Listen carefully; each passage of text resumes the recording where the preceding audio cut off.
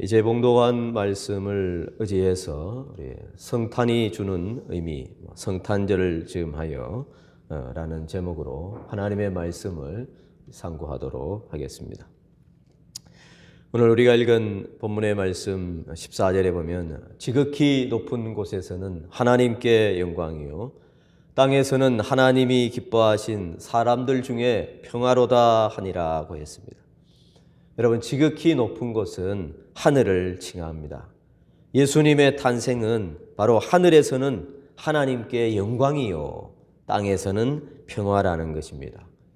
왜 예수님이 인생의 몸을 입고 오신 일이 하늘에 하나님께 영광이 되겠습니까? 그것은 아담이 범죄한 이후에 하나님께서 인류를 구원해 주시기로 약속하셨습니다. 창세기 3장 15절을 통해서 여자의 후손으로 메시아를 보내주셔서 뱀의 머리를 상하게 할 것이라고 약속해 주셨는데, 이제 예수님이 여자의 후손으로 이 세상에 오셔서 십자가에 달려 죽으심으로 죄로 말미암아 단절된 하나님과 인간 사이에 담을 허물고 하나님과 우리를 화목하게 하셨기 때문에 하나님의 사랑이 예수님을 통하여 온전히 드러나게 되었고, 그래서 하나님이 약속하신 바가 그대로 성취되었기 때문에 그렇습니다. 그리고 땅에서는 하나님이 기뻐하신 사람들 중에 평화다라고 말하고 있습니다. 왜 그렇습니까? 하나님이 기뻐하신 사람이란 누구겠습니까? 그것은 하나님의 뜻이나 하나님의 이 호의를 받은 사람을 의미하는데, 이는 언약의 신실한 하나님의 은총과 그 자비로우심으로 말미암아, 즉 메시아를 통한 구원으로 말미암아 하나님과 이제 화목한 관계에 들어간 그 사람들을 바로 하나님이 기뻐하신 사람들이라 하는 것입니다. 그런 사람은 바로 사망의 심판이 이제는 없습니다. 오히려 생명의 부활의 자리에 이르게 될 것입니다. 오늘 이 자리에 또 온라인으로 함께 예배하는 여러분이 바로 하나님이 기뻐하신 사람들이라 믿습니다. 여러분 모두에게 하나님의 평강이 충만하시기를 바랍니다. 여러분, 오늘은 성탄 주일입니다. 25일은 이제 성탄절이고 오늘은 성탄 주일입니다. 여러분, 성탄은 참으로 기쁜 날입니다. 하지만 우리의 기쁨은 예전만 하지 못한 것 같습니다. 저희들 학창 시절만 해도 또 교회 학교에서는 예전만 하지는 못하겠지만 그래도 성탄절 행사로 교회당은 이 성탄절 시즌이 되면 시끌벅적하고 막 생기가 돌고 그랬습니다. 성탄 시즌이 되면 믿지 않는 아이들도 그래도 교회당에 발을 들여놓을 수 있는 좋은 기회가 되기도 했습니다. 그러나 지금은 왠지 설레고 즐거운 날로 기대되는 이러한 감이 많이 떨어집니다. 나이가 들어서 그런 것도 있겠지만 사는 것이 힘들어서인지 또 세파에 시달리다 지쳤기 때문인지 이 사람들을 보면은 생기가 없는 것 같습니다. 세상에서 가장 복되고 가장 기쁜 소식이 전해지는 날인데도 불구하고 마음껏 기뻐하고 즐거워하지 못하는 것은 도대체 무엇 때문인지요? 진지하게 한번 우리가 생각해 볼 문제라고 생각합니다. 올해는 이 코로나19로 인해서 이 전염병으로 더욱 그 분위기가 더 침체해진 것 같습니다. 성탄절 전야 축제도 없고 성탄절 예배와 또 오늘 예배도 그로 인해서 지장을 받아 비대면으로 예배에 참여하는 이들이 더 많은 것 같습니다. 그렇지만 우리 오늘 말씀을 통해서 이 성탄이 주는 의미를 다시 되새기고 하나님께서 우리에게 허락하신 은혜와 복락을 우리가 확인하고, 그래서 우리 각자가 이 땅에서 허락된 날들을 어떻게 살아야 하는지 상고해 보고자 합니다. 사복음서 가운데에 예수님의 나신 이 첫 번째 크리스마스, 이 성탄절에 대해서 가장 자세하게 기록되어 있는 책이 오늘 우리가 본 누가복음이라고 할 수 있습니다. 누가복음에는 이 예수님이 나신 때와 장소, 그리고 출생 전과 출생 당시의 어떤 그 배경들, 그리고 출생 후 여기에 대해서 이 다른 복음서에 비해 비교적 상세하게 설명하고 있습니다. 예수님의 출생 전에도 보면 이 사가랴 제사장 집에 천사가 나타나서 사가랴와 또 엘리사벳에게 세례 요한이 태어날 것을 언명하고 있습니다. 그리고 마리아가 수태고지를 받은 일과 그 예언이 현실이 된 것, 그것을 다 기록하고 있고, 예수님의 부모가 호적하러 고향으로 간 일부터 시작해서 예수님께서 베들레헴 마구간 말구유에 누이신 일과 또 헤롯 왕의 이 칼날을 피해서 애굽으로 피신한 일들을 열거하고 있습니다. 그리고 이 동방 박사들이 하필 이 헤롯 왕에게 찾아가서 유대의 왕이 어디 계시냐 이렇게 묻는 일, 또 목자들에게 천군 천사들이 나타나 하늘에서 천사들의 찬양이 울려 퍼지는 일, 다시 애굽에서 되돌아온 일들, 예수님이 탄생하시던 날을 기점으로 전후 좌우 주변의 상황에 대해서 비교적 자세히 기록하고 있습니다. 예수님이 이 땅에 사람의 몸을 입고 성육신 하신 것은 세상에 있는 자기 백성들을 죄에서 구원하시기 위함입니다. 그렇다면 하나님은 하나님의 능력과 하나님의 권능으로 단번에 죄인들을 죄에서 구원하실 수는 없으셨는지, 왜 굳이 예수님께서 사람의 몸을 입되 그것도 어린아이의 몸을 입고 이 땅에 오셔야만 했는가? 또 40절에 보면은 아기가 자라며 강하여지고 지혜가 충만하며 하나님의 은혜가 그의 위에 있더라고 말하고 있습니다. 또 다른 성경에 보면 예수가 자라매 그 키와 지혜가 자라가매 하나님과 사람 앞에 사랑스러워져 가더라, 이렇게 말씀하고 있죠. 예수님이 이 땅에 오실 때에 주변 상황도 굉장히 복잡하고 또 한계가 있는 어떤 인간사를 간과하지 않으셨고, 또 예수님이 세상에 오실 때에 이 청년의 몸으로 오셔서 굳이 십자가를 지셔야 했다면 그 몸으로 오셔서 바로 십자가를 지시고 대속의 사역을 완수하시면 될 텐데, 구태여 이 처녀의 몸을 통해서 오셔서 그 바람에 한 가정을 참 난감한 상황에 이르게 하시고, 또 아무것도 할 수 없고 무능한 갓난아기로 오셔서 젖을 물고 또 기저귀를 채워져서 부모의 손길에 돌보심을 받아야 하는 그 기간이 결코 짧지 않는 그 시간들을 보내고, 그리고 예수님께서 걸음마를 시작하시고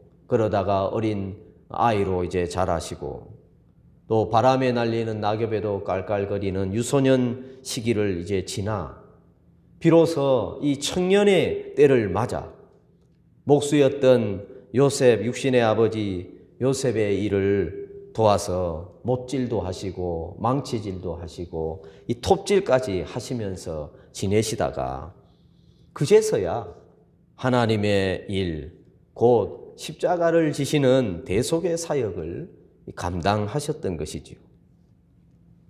그러면 왜 이런 번거로운 듯한 일을 예수님은 하셨는가? 왜 어려서 자라서 또 지혜도 그때부터 이제 자라고 왜 이런 번거로운 듯한 일들을 하셨고 성경은 그것을 기록하고 있습니까?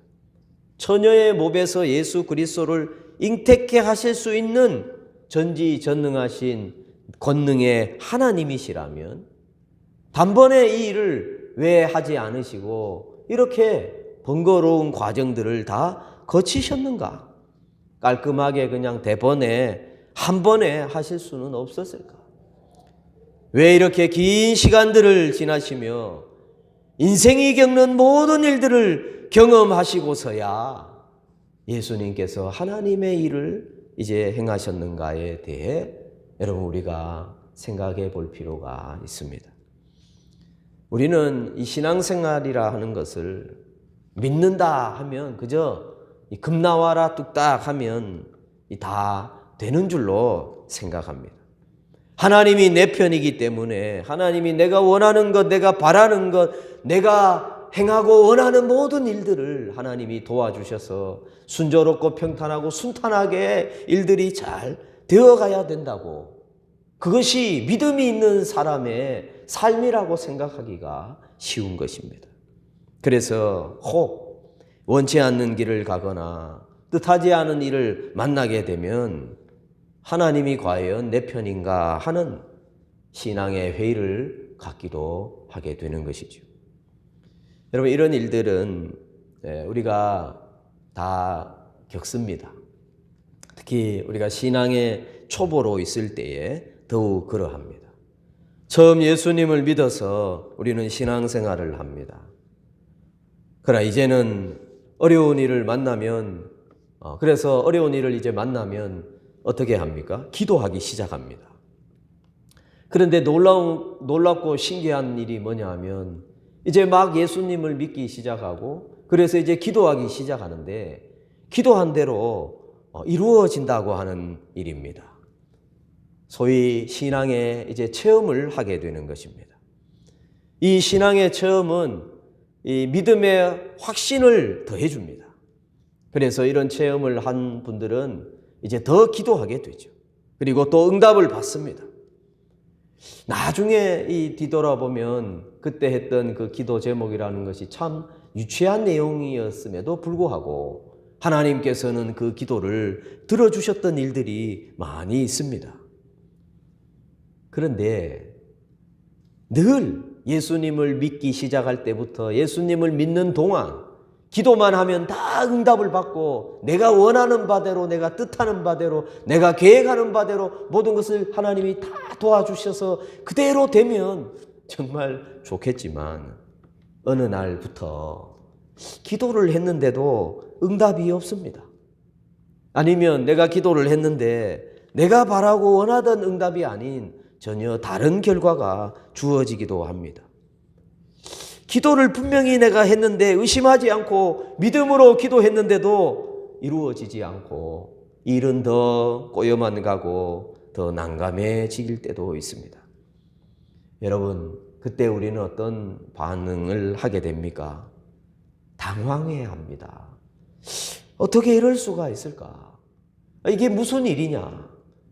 전에는 하나님이 내 기도를 잘 들어주셨는데 왜 하나님이 지금은 내 기도를 들어주시지 않으시는가? 이게 무슨 일인가? 하면서 의기소침해지기 시작합니다. 하나님이 내 기도를 들어주시지 않는다는 이 현실 앞에 이제 앞이 더 막막해져 가고 답답해지고 그렇게 확신을 가지고 있었던 이 믿음마저 흔들리기 시작하는 것입니다. 그러다가 그러면 내가 무엇을 잘못했는가 하는 이 자아 성찰의 단계를 이제 지나가게 됩니다. 그런데 자아 성찰을 했지만 문제는 그렇게 쉽게 풀리지 않습니다. 하나님의 은혜로 믿음을 아예 저버린 것은 아닙니다. 그러나 이제는 이 확신이 없습니다. 그래서 내린 결론이 뭡니까? 하나님은 나를 그렇게 사랑하시지는 않으시는가 보다 하면서 이런 의문을 이제 갖게 됩니다. 왜 그렇습니까? 전에는 기도하면 즉시 들어주시더니 이제는 같은 기도를 하는데 왜 하나님은 들어주시지 않으시고 일은 더 어려워지는 것이겠습니까?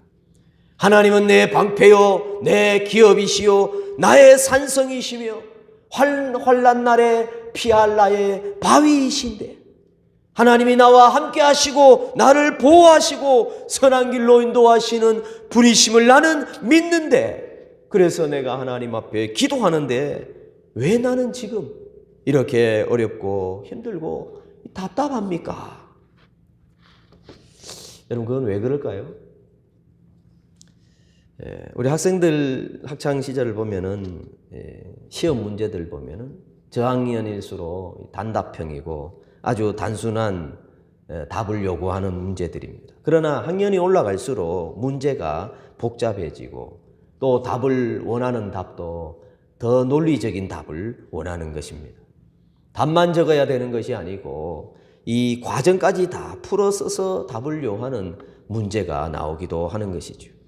그래서 우리는 보통 나에게 생기는 어려움을 내가 하나님의 뜻에 순종하지 않았기 때문에 일어난다, 이렇게 또 단순하게 생각할 때도 있지만, 하나님이 내 편이시고 하나님이 나를 돌보시고 나와 함께 하시고 나를 인도하신다 하는 것의 의미가 내가 살아야 하는 삶을 예수님이 대신 살아주시는 것이 아닙니다. 그리고 내가 걸어가야 할 길을 예수님이 대신 걸어가 주시는 것이 하나님이 나의 보호자시요 나의 방패시요 나의 힘이시라는 의미가 아니라는 것입니다. 여러분, 예수님이 지신 십자가가 있고 그리고 내가 져야 할 십자가가 있습니다. 자기를 부인하고 자기 십자가를 지고 나를 따르라고 예수님이 말씀하셨습니다. 그래서 여러분, 우리가 예수님의 이 탄생 기사에서 우리가 주목해야 하는 것이 뭐냐? 하나님께서 하나님의 그 일을 이루시는 데에 초자연적인 방법과 초능력적으로 한 방에 그 일을 행하지 않으시고 어쩌면 너무도 이 불필요한 일들을 통해서 그리고 복잡하고 다양한 모든 이 방법들과 과정을 통해서 하나님이 일을 하신다 하는 것입니다. 그 하실 일을 위해서 하나님이 계획하시고 치밀하게 계획을 이루어 가시되 쉽게 하시지 않고 어쩌면 일부러 어렵게 하는 듯한 그러한 인상을 우리가 갖습니다.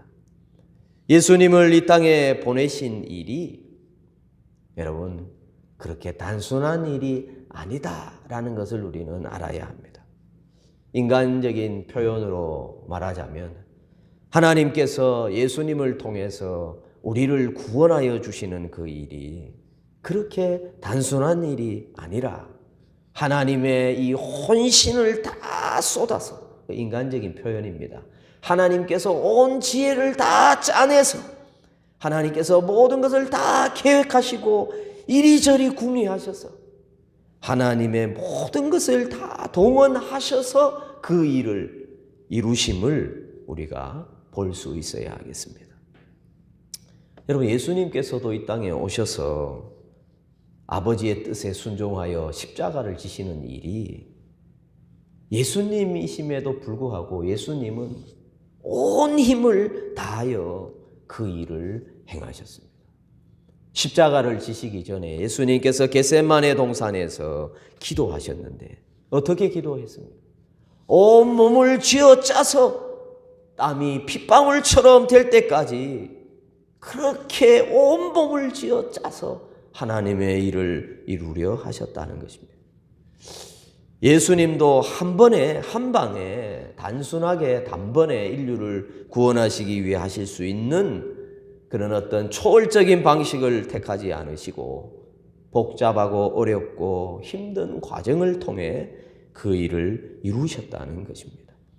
이것이 하나님이 일하시는 방식인 것입니다. 여러분, 겟세마네 동산에서 기도하실 때에 예수님이 너무 힘이 들어서 쓰러지십니다. 그때에 천사가 나타나서 성경은 뭐라고 말합니까? 천사가 수종 들었다 이렇게 기록합니다. 천사가 예수님을 대신해서 기도한 것이 아닙니다. 예수님 기도하신다고 너무 힘드시고 이렇게 땀이 핏방울처럼 되었는데 좀 쉬세요. 우리가 대신 기도해 드리겠습니다. 이렇게 한 것이 아니라 예수님 더 기도하세요. 우리가 돕겠습니다. 하면서 천사들이 예수님이 더 기도하도록 수종을 들었다 하는 것입니다. 하나님은 우리를 보고 계십니다. 우리를 눈동자와 같이 지켜주십니다. 우리를 인도하시고 우리를 붙들어 주시고 함께 하십니다. 그러나 여러분, 부모가 어린아이가 걸음마를 할 때에 대신 걸어줍니까? 또 대신 어린아이를 위해서 그 아이가 감당해야 할 일조차 대신 해줄 수 있습니까? 아이가 스스로 걷도록 도와주는 일을 해야 되는 것이죠. 아이가 걷다가 넘어집니다. 무릎이 깨지고 이 코피가 터집니다. 그래도 스스로 걷고 스스로 뛸 수 있도록 그렇게 부모는 곁에서 도와주고 지켜보고 있는 것이죠. 하나님은 우리에게 인생의 답안지를 보여주시면서 이 문제를 풀어라고 하시지 않으십니다. 우리로 하여금 인생의 문제를 내가 한번 풀어보라고 말씀하십니다. 그래도 우리가 못 풀면 하나님께서 곁에서 계속 응원해 주십니다. 풀 때까지 하나님이 같이 잠을 주무시지 않으시고 곁에 계속 지켜줍니다. 그리고 틀리면은 다시 풀어라고, 그래도 못 풀면 하나님이 힌트를 주시면서 그래도 네 스스로 풀어라고 하시는 것이죠. 그래서 결국은 우리 스스로 문제를 풀 수 있는 능력을 갖게 해 주시는 것입니다. 우리로 하여금 하나님이 정하시고 바라시는 모양대로 우리가 되어지기 위해서 하나님은 우리를 끊임없이 훈련시키시고 우리의 잘못된 자세를 교정시켜 주시는 것입니다. 그리고 결국 우리로 하여금 하나님의 그 영광의 자리에 이르도록 해 주시는 것입니다. 여러분, 그래서 신앙이라고 하는 것은 우리를 하나님의 자녀로서 하나님이 기대하시는 수준까지 우리를 세우시는 싸움입니다. 그것이 신앙입니다. 내 뜻대로 내 소원대로 무엇인가 이루며 사는 것이 신앙이 아니라 바로 하나님이 기대하시는 수준까지 하나님이 우리를 깎고 다듬고 훈련시키는 그 시간들, 그것이 바로 신앙이라는 것입니다. 말로만 눈으로 보게만 하는 것이 아니라 하나님은 우리를 직접 뛰게 하시고 직접 땀을 흘리게 하십니다. 우리 손으로 익숙하게 하십니다. 우리의 몸이 민감하게 반응할 때까지 훈련을 시키십니다. 여러분, 우리에게 주어진 인생이 70이요 강건하면 80인데 요즘 수명 연장되어서 80, 90, 100세도 살 수 있지만 아무튼 어떻게 보면 짧은 인생이고 또 어떻게 보면 짧지 않은 많은 기회가 있는 시간들이기도 합니다. 이런 인생의 여정 가운데 하나님은 여러분의 삶을 간섭하시되 언제나 선하고 의롭게 하시는 것을 여러분 잊지 마셔야 합니다.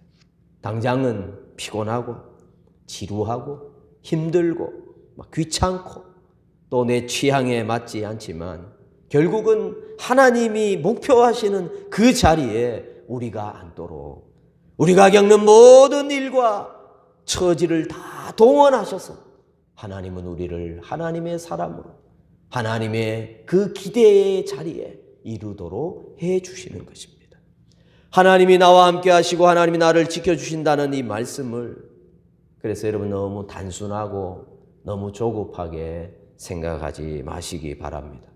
상황이 어려워져 가도 포기하지 않고 결코 신앙적 회의를 여러분 갖지 마시고 끝까지 하나님을 신뢰하시고 하나님을 의지하는 저와 여러분이 되기를 바랍니다. 예수님이 사시던 때도 여러분 그런 환경이었으며 아니 어쩌면 더한 환경과 처지였습니다. 헤롯은 칼을 빼어 유대에서 나신 왕을 죽이려고 사슬이 펄해져 있었습니다.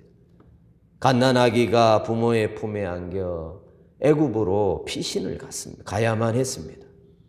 예수님이 장성한 자로 나셔서 하루아침에 하나님의 일을 다 이루신 것이 아닙니다.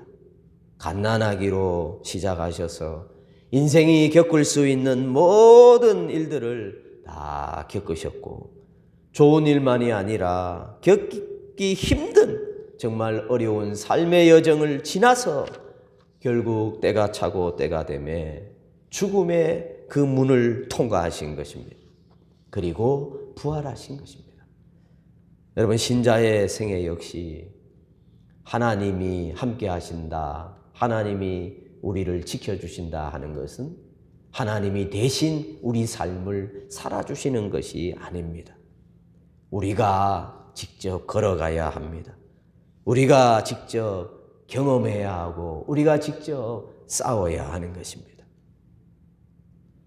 여러분, 우리가 이 땅에 태어날 때에 여러분의 계획대로 이 땅에 태어나거나 여러분의 계획에 따라서 이 대한민국 또 이곳에 여러분이 난 것이 아니지 않습니까? 이 시대에 이곳에 또 세계 어느 곳에 나든지 사람은 다 자기의 뜻대로 자기의 의지대로가 아닌 하나님의 뜻과 하나님의 계획대로 난 것입니다. 하나님이 우리를 다 보내신 것입니다. 그렇다면 여러분, 우리의 인생을 인도하시고 이끄시는 분도 하나님이심을 믿으셔야 하는 것입니다. 그래서 여러분, 이 성탄 시즌을 맞아 우리를 부르신 하나님이 우리 인생의 걸음걸음을 하나님의 손길과 하나님의 간섭하심으로 하나님께서 선한 길로, 의의 길로 반드시 이끌어 주신다는 것입니다. 다만 하나님이 대신 그 길을 걸어가시는 것이 아니라 우리로 하여금 그 길을 걷게 하시고 하나님은 우리로 하여금 훈련을 시키시고 깎고 다듬으셔서 우리를 하나님의 그 기준으로, 기대의 기준에 맞도록 인도해 주시는 것입니다. 그래서 여러분, 지금은 잠시 이해할 수 없는 어떤 여정을 우리가 지날 수도 있습니다. 지금은 잠시 내가 원하지 않고 뜻하지 않는 상황을 맞을 수도 있습니다. 그럴지라도 가난한 마음과 겸손한 마음으로 우리가 주의 인도하심을 받으면 우리가 세운 목적지의 목표가 아닌 완전 의로우시고 능하신 하나님의 그 목적에 도달하여 우리는 우리의 기대보다 훨씬 크고 훨씬 깊고 훨씬 넓은 더 놀라운 그 영광을 우리가 누리게 될 것입니다. 여러분, 우리가 다 주님 앞에 서는 그날, 우리가 저 본향에 가게 되면 여러분, 우리는 너무 감격이 커서 종일토록 주의 이름을 찬송하며 기뻐하며 주를 반드시 노래하게 될 것입니다. 아무도 말릴 수 없는 찬송과 감사가 우리 안에서 끊임없이 쏟아지게 될 날이 도래하고 있습니다. 기도하겠습니다. 자비로우신 우리 하나님 아버지, 성탄절을 즈음하여 다시 한번 이 성탄절 의미를 우리로 하여금 상고하게 하시니 감사합니다. 하나님은 우리의 아버지가 되십니다. 좋으신 우리 아버지이십니다. 하나님은 우리를 지켜주시고 우리를 붙드시고 인도하여 주십니다. 하나님, 이제 우리가 하나님이 우리와 함께 하시고 우리를 붙드시고 우리를 구원해 주시는 하나님이시다는 의미를 깨닫게 해 주시니 감사합니다.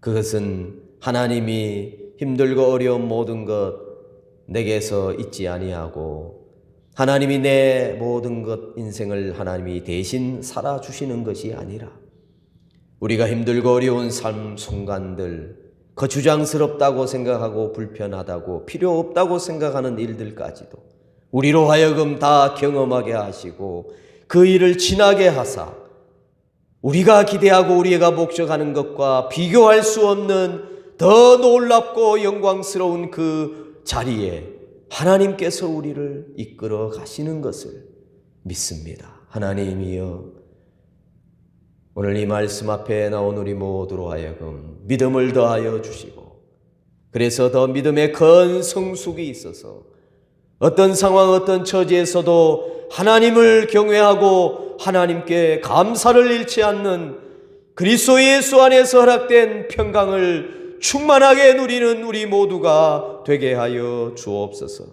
주 예수님의 이름으로 기도합니다. 아멘.